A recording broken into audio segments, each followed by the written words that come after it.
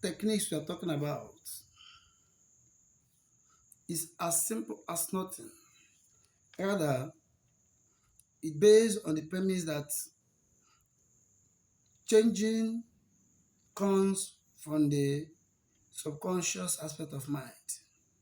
So now we now define this motivational intervention strategy as a therapeutic technique or approach get towards raising and maintaining a catalyst motivation for change.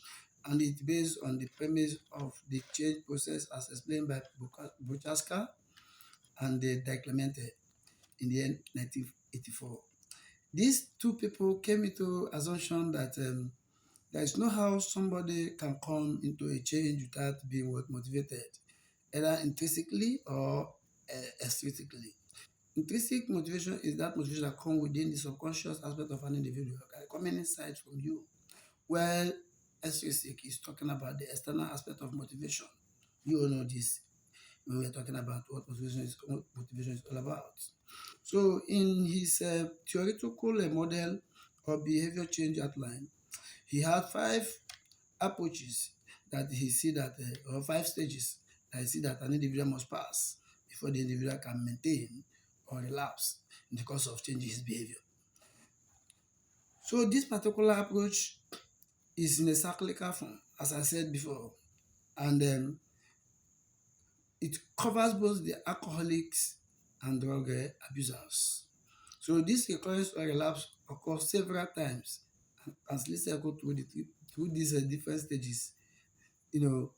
As they're passing these stages, there is possibility of relapse. I don't want to be talking about more theory. So what is this stage all about? First of all, we have what we call the pre-contemplation stage. In pre-contemplation, we're talking about the individual will not in any way be aware that there is a need for change. So for him to have this change, that individual must first of all be unaware that he's having problems. Some people become unaware of their problem, and someone need to tell them. And when you get aware of the problem, definitely you become a beneficiary of a particular problem. That's why we talk about this psychosocial intervention approach, because it is very, very essential that through psychosocial intervention or through public media advocacy or provision of services, individuals can easily adopt the pattern of change in a particular behavior. I told you before that change is a personality-oriented approach, which comes either from subconscious or that come from the outside. So your locus of control play a major role when change is very important.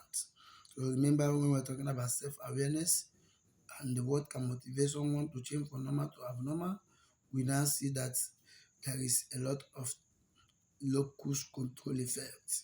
So the locus control effect also play a role in this perspective. So now another thing again is your gene can also play a role. The other thing again is we should also know that good communication can have good manner. So in a nutshell, let's discuss more of the changes. The change is one, the pre-contemplation, the individual will not be aware. The second of the change stages is stage where the individual become,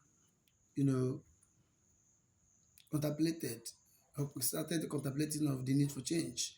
And this is a particular stage. Another stage of it is preparation.